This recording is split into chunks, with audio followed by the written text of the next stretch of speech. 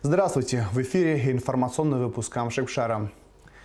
Во всех школах Абхазии в полном объеме возобновился учебный процесс. 22 февраля сели за парты и старшеклассники. Напомним, что деятельность детских садов и начальной школы была возобновлена неделю назад. Чтобы ознакомиться с условиями работы образовательных учреждений, временно исполняющий обязанности премьер-министра Владимир Делба и министр просвещения и языковой политики Инал Габлия посетили город Кварчал. Репортаж Сарии Фарацхели.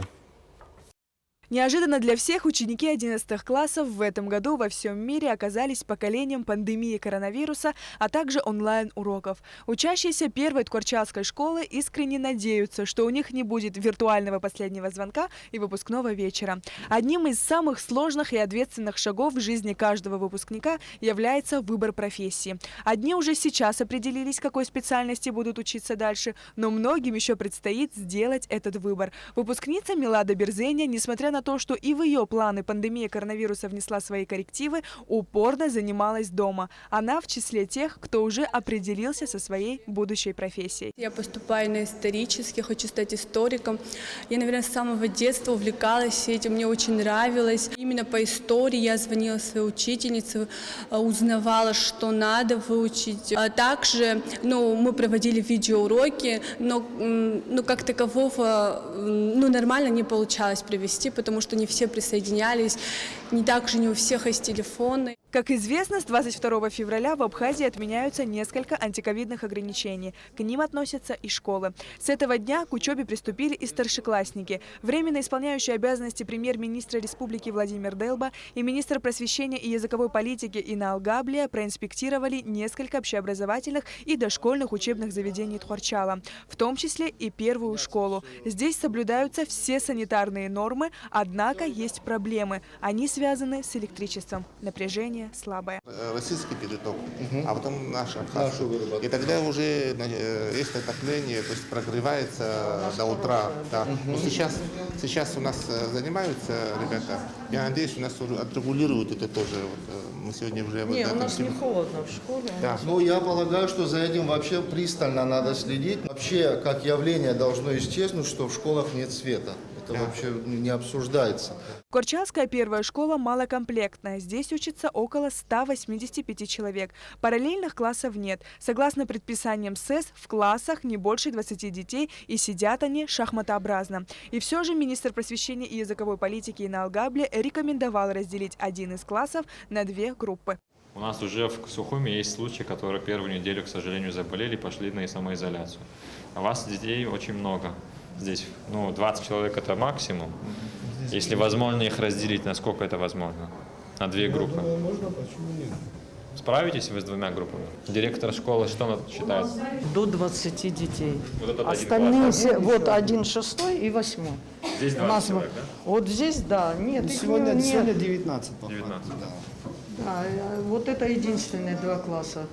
Понятно. Остальные все мы можем даже... А большая вместимость класса у вас Может, есть? можно подыскать аудиторию? У нас все одинаковые аудитории, Одинаковые, к да? сожалению, да.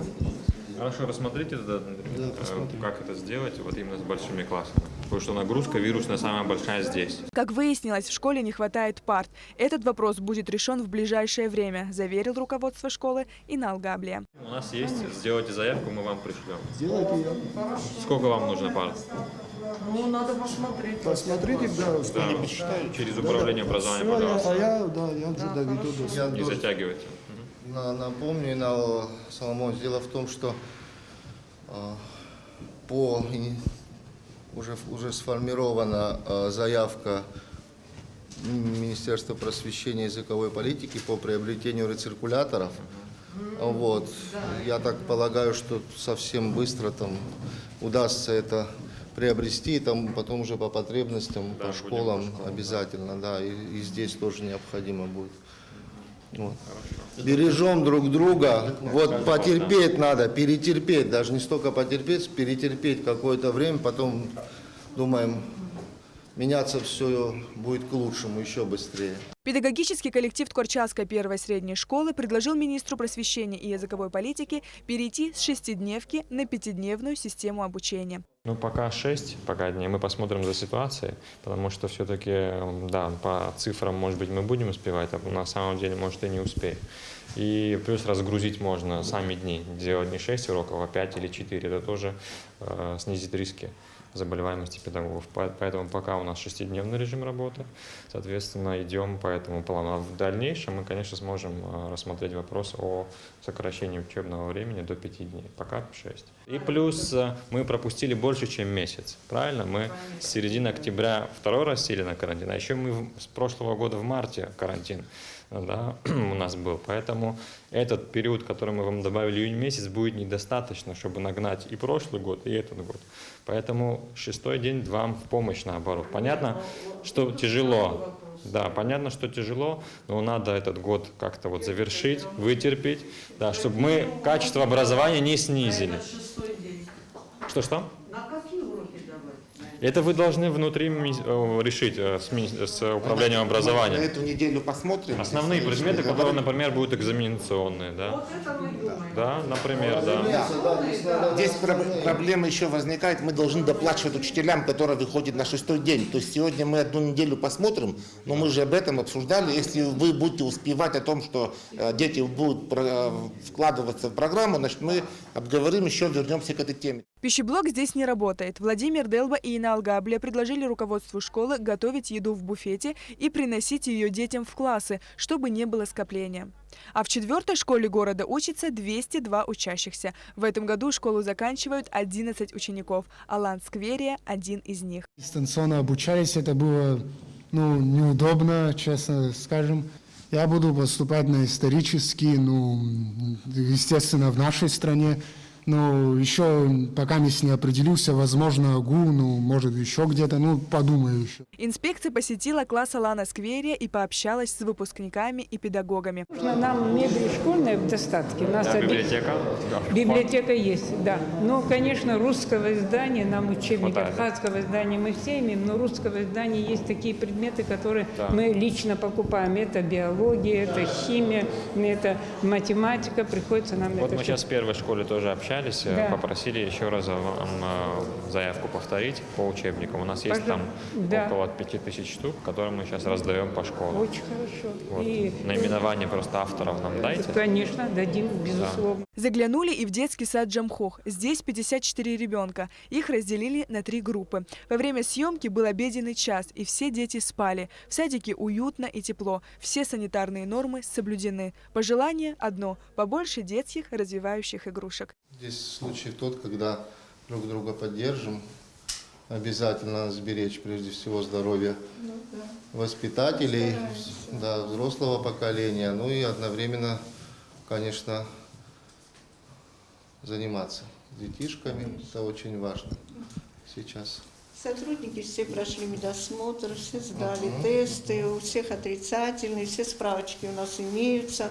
Каждое утро, как везде, ничего нового не скажу, принимаем, замеряем температуру, следим. В течение дня тоже медсестра ходит и у детишек замеряет несколько раз температуру, потому что до сна, после сна и когда приходят, мы это все под контролем держим. Члены правительства также посетили центральный Ткачевский рынок, который строился за счет республиканского бюджета. На стройку было выделено более 9 миллионов рублей. На сегодняшний день строительные работы здесь приостановлены. Сария Кварацхеля, Алексей Баструков, Абхазское телевидение.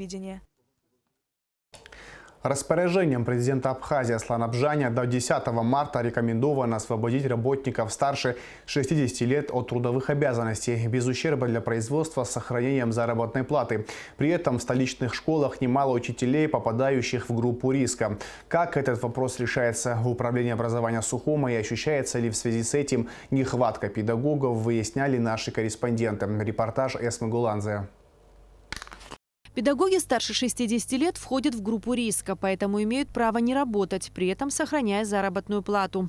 Однако многие из них по собственному желанию возобновили преподавательскую деятельность. Возобновление учебы ждали и в первой сухумской школе. К своей профессиональной деятельности вернулись 8 учителей старше 60 лет. Еще один педагог работает по скользящему графику. Следуя приказу министра образования, номер 19 приказ, мы освобождаем их от работы. сохраняя, естественно, их зарплату.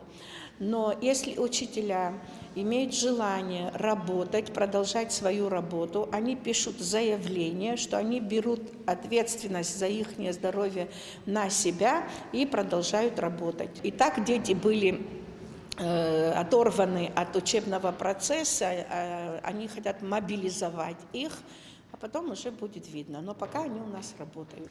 Во второй сухумской школе 20 возрастных педагогов, и все они уже вышли на работу. За 60 у нас 20 педагогов по основным предметам, начиная с русского языка, и математики, географы, которых вообще нет, преподаватель, учитель физики, английский язык и начальная школа. Они, конечно, осознают все риски, которые часть из них переболела, но вроде бы себя чувствуют нормально. В учебный процесс уже включились учащиеся 5-11 классов. Все школьники посещают занятия по графику.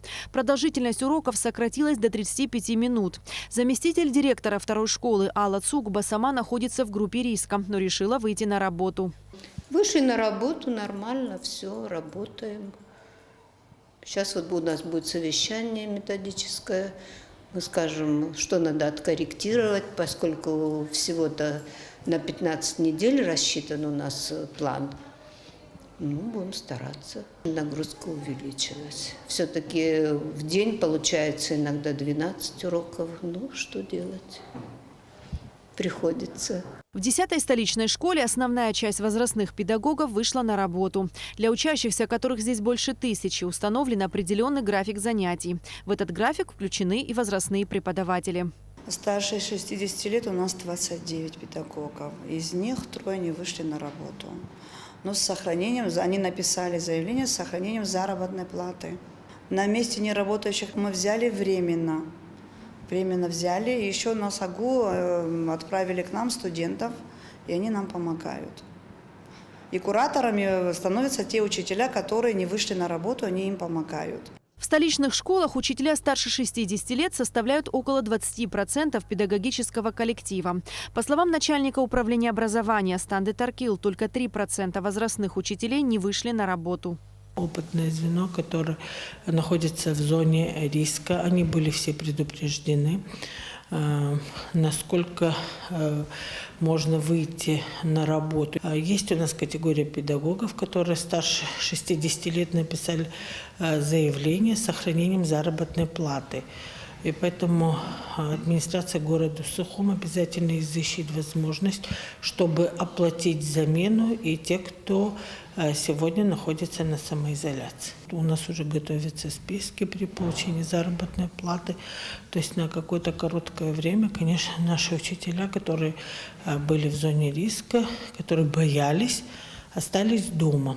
На замену тоже стоит вопрос оплачивать, и плюс те, кто остался дома. На сегодняшний день во всех образовательных учреждениях столицы соблюдаются необходимые санитарно-эпидемиологические предписания.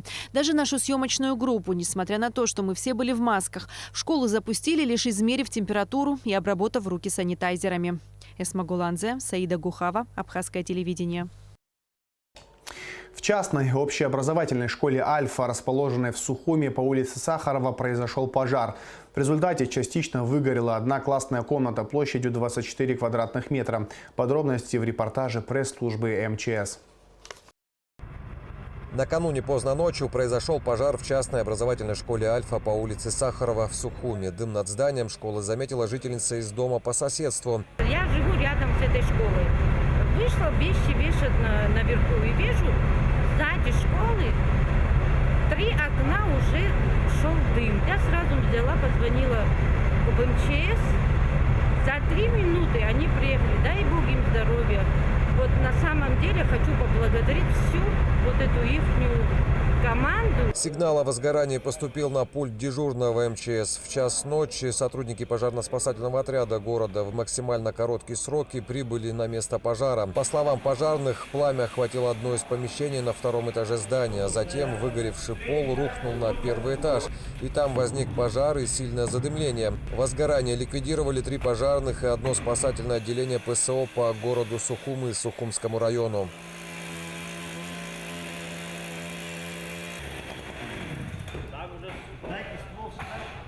Надо там пролить снизу, да.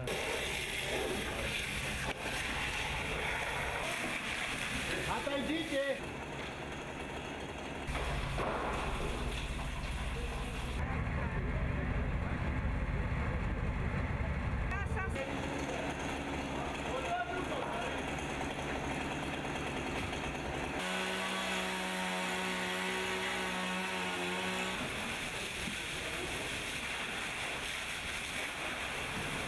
В результате пожара частично выгорела 1 классная аудитория площадью 24 квадратных метра. По предварительной версии, пожар возник из-за включенного обогревательного прибора. Пострадавших при пожаре нет. Учебный процесс в республике восстановлен в полном объеме. Поэтому МЧС Абхазии настоятельно предупреждает о необходимости строгого соблюдения противопожарных мер, особенно на протяжении всего зимнего отопительного сезона. Абхазские власти выразили готовность взять на себя все организационные мероприятия по доставке на территорию России тел детей, погибших во время пожара в Гудауте. 19 февраля в 17 часов и 10 минут в Гудауте загорелся частный гостевой дом, в котором проживали семьи с детьми. К приезду пожарных пламя охватило несколько этажей строения. В тушении были задействованы 3 пожарных расчета ПСЧ Гудауты. Причины возгорания выясняются. Объявлен новый конкурс на лучший проект памятника первому президенту Абхазии Владиславу Арзенбо. Такое решение принято Государственной комиссией по монументальному искусству. В течение всей прошлой недели в Центральном выставочном зале Сухума были выставлены ранее отобранные комиссией работы, чтобы жители республики могли высказать свое мнение. Как оказалось, ни один из представленных проектов не получил поддержки. Гугуса Вардания продолжит тему. Открытый международный конкурс на лучший проект памятника первому президенту Абхазии Владиславу Арзенбо был учрежден еще в 2010 году. Однако воплотить его в реальность оказалось нелегко. Практически на протяжении 10 лет конкурс переносился в силу разных обстоятельств. Но в марте 2020-го ему был дан новый старт. В 2021 году уже были представлены первые эскизы проекта памятника, но участников конкурса было немного. Масштаб личности, который мы пытаемся увековечить, он громаден, да. И с другой стороны, вот Владислав Григорьевич, он такой вот, он абсора, да, то есть он был очень горяч внутри, но он очень был сдержан в своих вот манерах общения, да. И поэтому есть вот скульпторы, есть, которые уловили суть, внутреннюю суть, при этом немного сделав пространственное такое вот его движение очень активное, что не характерно, например, Владиславу Григорьевичу. С другой стороны, мощь его натуры, его значимость для страны. Вот соединить все это в одной скульптуре, в одном образе, это действительно очень сложно.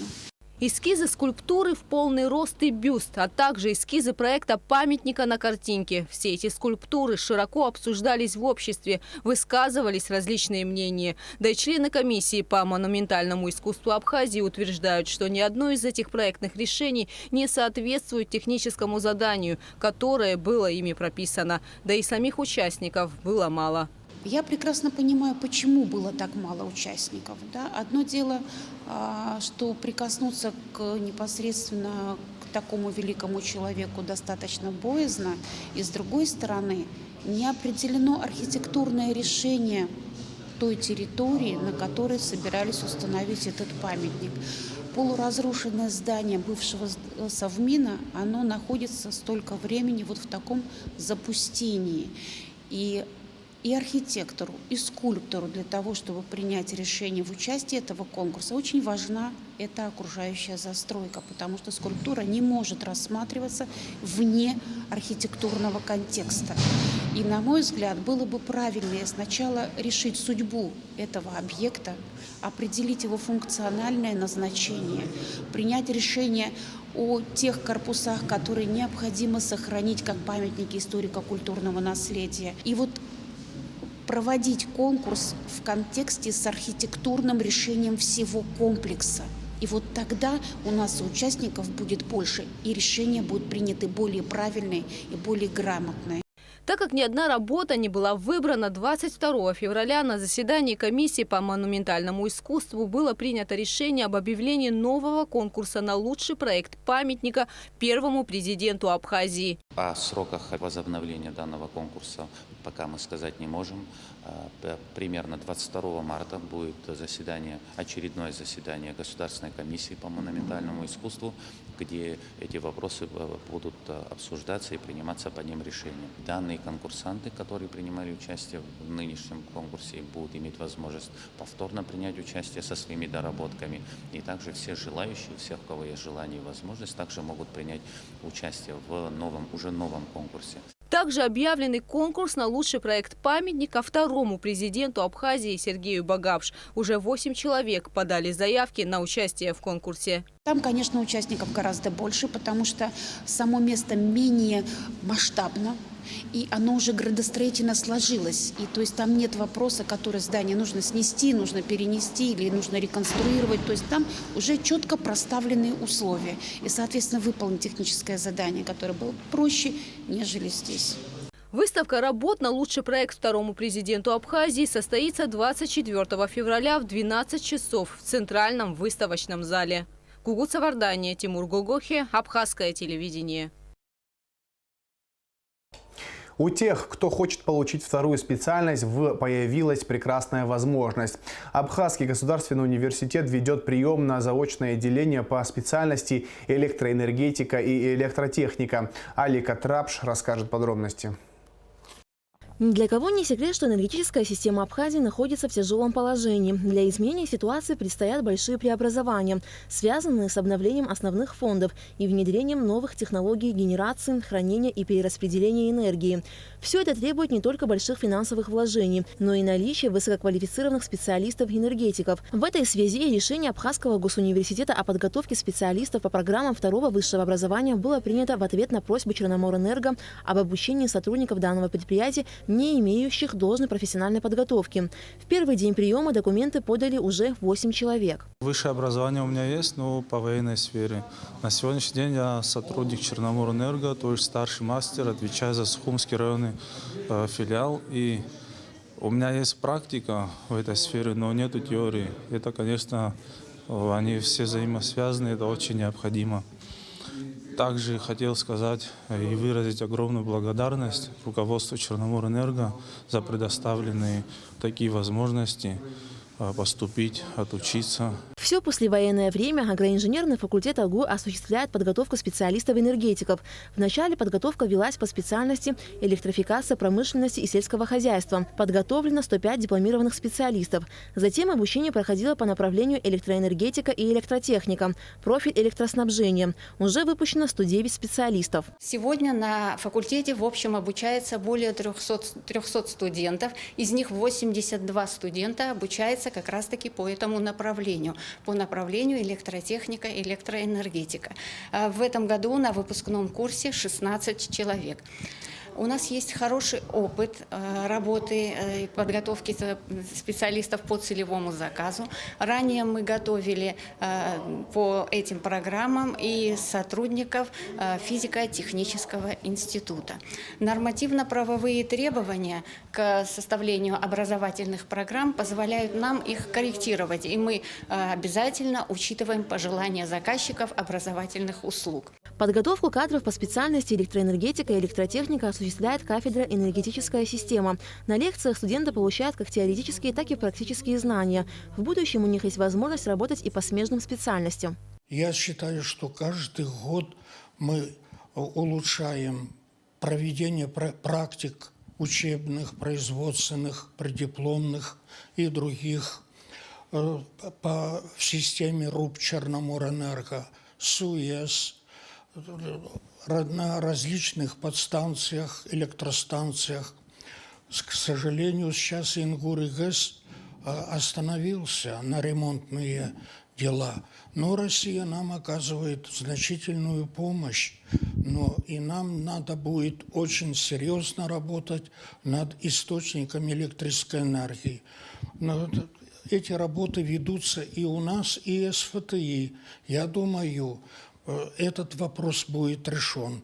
Это применение возобновляемых источников энергии. Мы обладаем большими запасами солнечной энергии, энергии подземных источников и гидро. Все эти суммарные составляющие дадут нам возможность решить энергетическую безопасность нашей республики. К освоению программ второго высшего образования по специальности электроэнергетика и электротехника допускаются лица, имеющие первое высшее образование. Перечень документов и вся необходимая информация опубликована на сайте Абхазского государственного университета. Алика Трапш, Михаил Братухин, Абхазское телевидение. Проректор Института международного права и экономики имени Грибоедова Николай Королев, находящийся в эти дни в Абхазии, в составе официальной делегации Общественного совета по туризму России посетил Гагрский гуманитарно-промышленный техникум. Как сообщает пресс-служба Минтуризма, в рамках заключенных договоренностей ВУЗ намерен предложить широкий спектр образовательных услуг в туристической сфере. Кроме того, прорабатывается вопрос открытия филиала института в Абхазии. Делегация Общественного совета при Федеральном агентстве по туризму России находится в нашей стране с официальным визитом по приглашению министра туризма Теймураза Хешба. Особо тяжкое преступление против здоровья населения и общественной нравственности, расследовано в МВД Абхазии и передано в суд Гагрского района. Подробности в материале пресс-службы Министерства внутренних дел.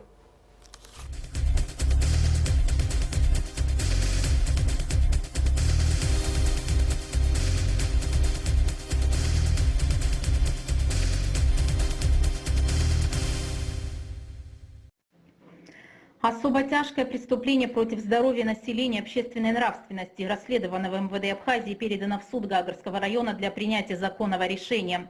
Незаконные приобретения, хранение с целью сбыта, а равно сбыт наркотических средств, совершенные группой лиц по предварительному сговору в особо крупном размере.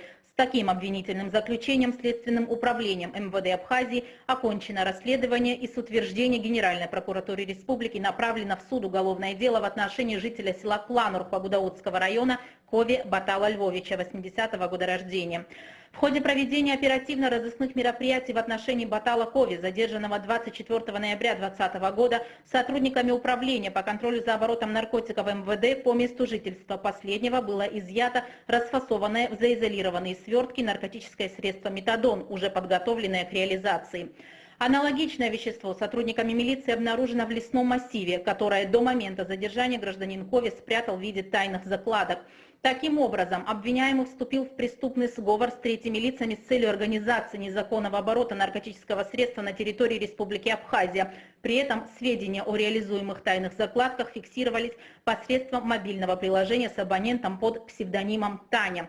Собранная доказательная база, подтверждающая обвинение гражданина Кови во вменяемом ему преступлении, содержит постановление о представлении результатов оперативно-розыскной деятельности, свидетельские показания, акты обследования и заключения экспертов, протоколы осмотра предметов и документов, в том числе данные с изъятого сотового телефона обвиняемого с фотографиями мест сделанных закладок и географическими данными, а также непосредственно вещественные доказательства.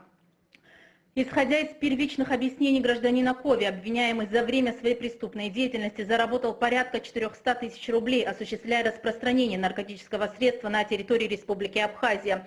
Следствием в предъявленном обвинительном заключении не установлено в отношении гражданина Кови смягчающих обстоятельств.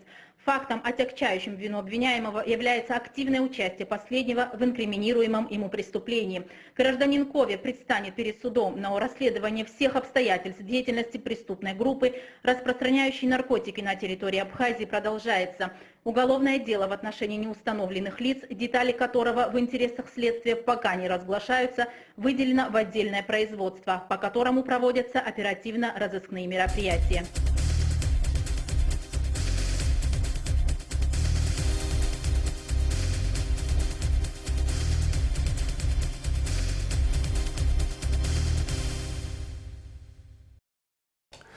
В преддверии празднования Дня защитника Отечества свыше 500 военнослужащих российской военной базы, дислоцированной в Абхазии, приняли участие в историко-патриотических экскурсиях по местам боевой славы республики, сообщает пресс-служба Южного военного округа. В сопровождении офицеров и гида-экскурсовода военнослужащие побывали в Государственном музее Отечественной войны народа Абхазии имени Сергея Дыбара в Гудауте и Анакапийской крепости, посетили музей Абхазского царства, прошли по историческому ущелью реки Псырцха. Всего программой экскурсии было предусмотрено посещение более 15 исторических объектов Абхазии.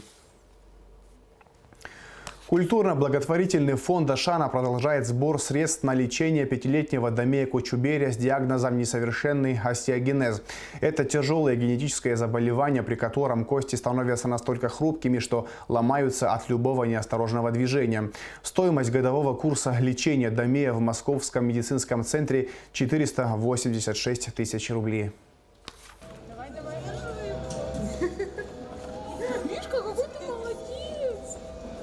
Как любой мальчишка, Дамей обожает машинки. Правда, ножки пока не достают до педалей, да и передвигаться получается только с помощью взрослых. Но он настойчив, вырастет, окрепнет и обязательно сядет за настоящий руль, а может быть даже станет известным автогонщиком. Таких детей, как Дамей, называют хрустальными. Несовершенный остеогенез. При таком заболевании кости настолько хрупкие, что могут ломаться от любого неосторожного движения. К счастью, хрупкость костей не сказывается на умственном развитии. Дамей любознательный, рассудительный, в нем чувствуется воля и сильный характер.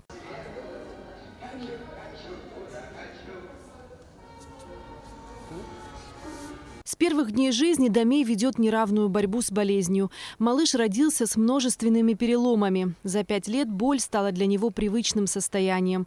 К сожалению, медицина не способна победить заболевание, однако может значительно облегчить состояние ребенка. Благодаря ранее оказанной помощи Дамей уже прошел курс лечения, который дал положительный результат. Теперь мальчику снова нужна реабилитация. Ездим в Москву, лечимся, капаемся. Год. 3 раза, 4 раза уже. Сейчас тоже вот планируем поехать тоже на капельницы, капаться.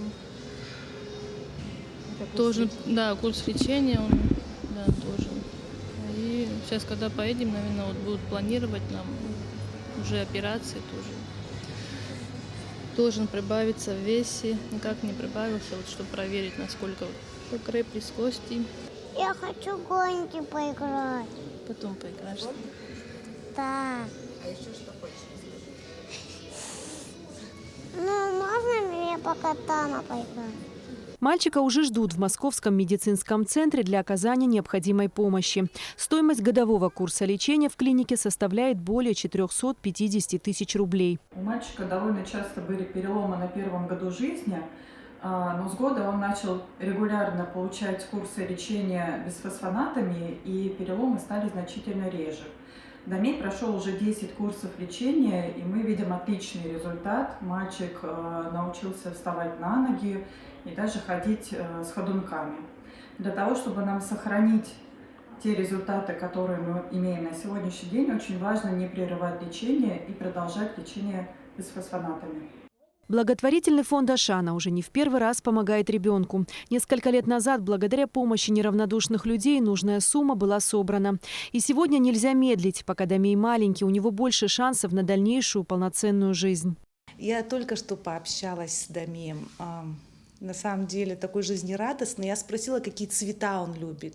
Он сказал: желтый, красный, зеленый. Это говорит о том, насколько его отношение к жизни такое яркое, да, доброе.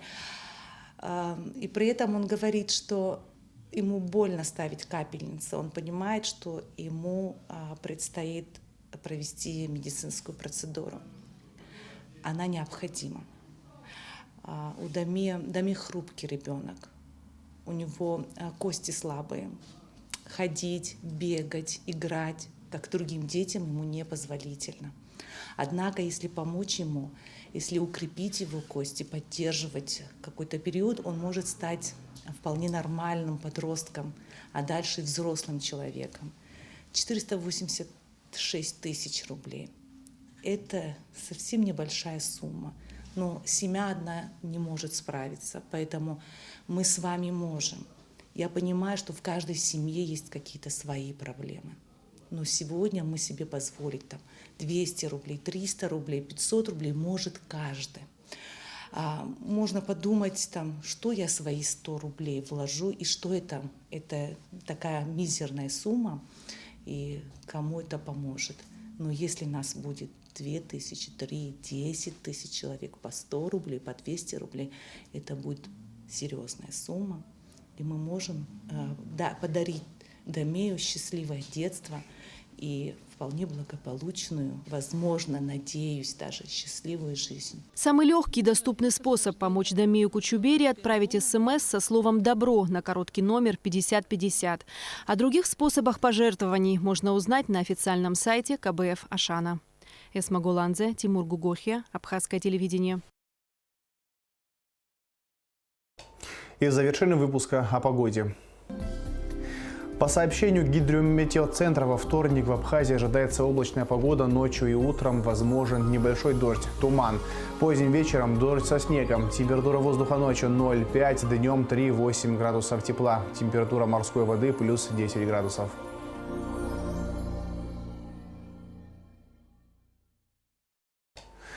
На этом информационный выпуск Амшикшара подошел к концу. Всего хорошего. До свидания.